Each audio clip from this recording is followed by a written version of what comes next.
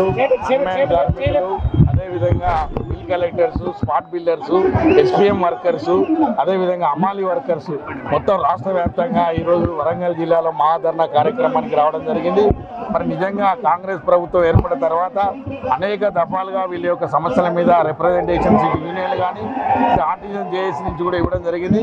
కానీ ఇప్పటి వరకు కూడా నిమ్మకు నీరెత్తినట్టు ప్రభుత్వం ఉండడం అయితే నిజంగా ఇది చాలా విచారకరమైనటువంటి విషయం. మరి తక్షణమే ఆర్టిజన్ కార్మికుల సమస్యల మీద ప్రభుత్వం చర్చలు పిలవాలి. ఎందుకంటే నెల రోజుల ముందే నోటీస్ ఇవ్వడం జరిగింది. ఎస్పీడీసీలో ధర్నా చేశారు, ఇలా ఎన్పీడీసీలో ధర్నా చేస్తున్నారు. మరి ముఖ్యంగా ఇది చాలా విచారకరమైనటువంటి విషయం. ఎందుకంటే ఆర్టిజన్ కార్మికులకు 5 సంవత్సరాలకు రావాల్సినటువంటి ప్రమోషన్ ఇలా 7 సంవత్సరాలైనా ప్రమోషన్ కల్పించకపోవడం అనేది చాలా దురదృష్టకరం. అదేవిధంగా విద్యుత్ సంస్థలో పనిచేస్తున్న మిగతా ఉద్యోగుల్లాగా ఆర్టిజన్లకు కూడా అన్ని సౌకర్యాలు కల్పించాలి. ఇలా సెకండ్ కేటగిరీ ఎంప్లాయీస్ లాగా ఆర్టిజన్లు చూస్తున్నారు. ఎందుకంటే మాకున్న ఫెసిలిటీస్ అన్ని కూడా వాళ్ళకి లేవు. కేవలం 30 రోజులు మాత్రమే లీవులు ఇవ్వడం జరిగింది సర్వీస్ మొత్తం మీద. అదేవిధంగా వాళ్ళ కాంట్రాక్ట్ సర్వీస్ గ్రాడ్యుటీ కలపడం, అదేవిధంగా సరెండర్ ఎన్కాష్మెంట్ లీవులు లేవు. ఇలా ఎన్నో రకాల ఫెసిలిటీస్ కోల్పోవాల్సి వస్తుంది. కాబట్టి మరి దయచేసి ప్రభుత్వం ఒక సంస్థలో పనిచేస్తున్నటువంటి ఎంప్లాయీస్ ఒకే సర్వీస్ రూల్స్ కనుక ఇస్తే తప్పకుండా అన్ని సదుపాయాలు వాళ్ళకి కలుగుతాయి. అదేవిధంగా సుమారు 7,000 మంది ఈ విద్యుత్ సంస్థలో ఇంకా రెగ్యులర్గా ఉన్నటువంటి కార్మికులు ఉన్నారు. అందులో అన్మ్యాన్ కార్మికుల పాత్ర చాలా కీలకం. ఎందుకంటే ఫీల్డ్లో పనిచేస్తున్నారు.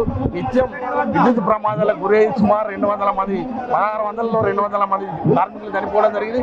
చనిపోయిన కార్మికుల కుటుంబాలకు కనీసం మరి ఉపాధి కూడా కల్పించడం లేదు. మరి ఇది చాలా దుర్మార్గమైనటువంటి విషయం. మరి తప్పకుండా తక్షణమే ఎస్పీడీసీలో పనిచేసిన ఫీల్డ్లకు పనిచేసిన కార్మికులు ఆర్టిజన్లు అయ్యారు.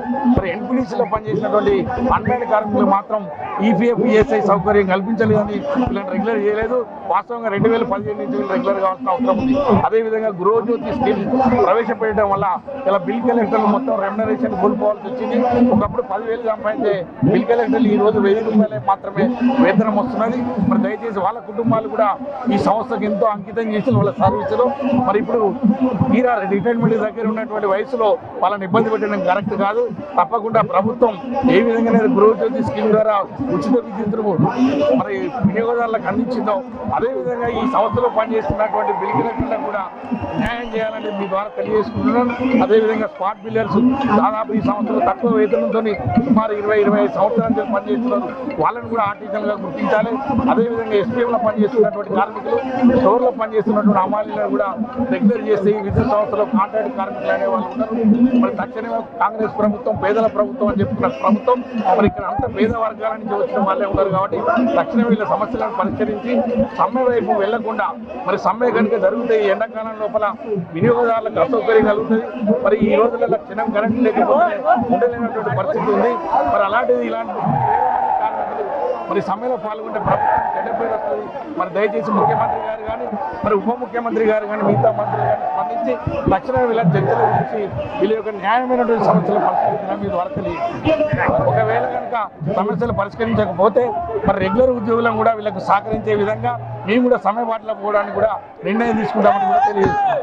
వ్యవస్థ అనేది సమూలంగా మారే అవకాశం ఉన్నది. కాబట్టి తప్పకుండా ప్రభుత్వం తక్షణమే ఇదంతా ఇక్కడ పనిచేస్తున్నటువంటి కార్మికులంతా పేద వర్గాల నుంచి వచ్చిన వారు తప్ప ఉన్నత వర్గాల వాళ్ళు ఎవరు కాదు.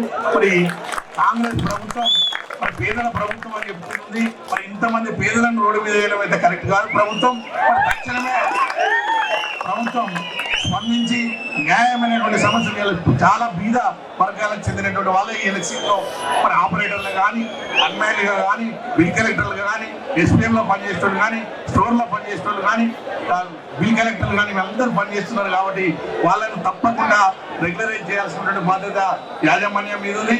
మరి ఈ సమ్మర్ సీజన్ మరి రేపటి నుంచి సమ్మె మొదలు పెట్టారు. మరి ఈ సమ్మె మరి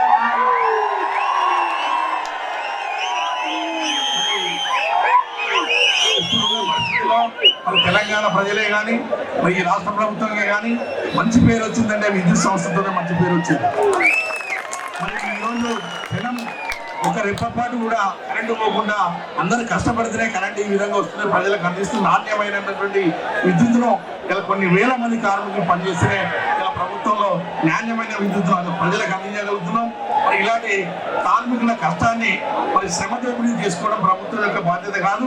తప్పకుండా న్యాయమైనటువంటి సమస్యలను తక్షణమే పరిష్కరించాలి. లేని ఏడల రేపటి నుంచి జరిగే సమ్మెకు ప్రభుత్వాన్ని బాధ్యత ఏర్పడుతుంది తప్ప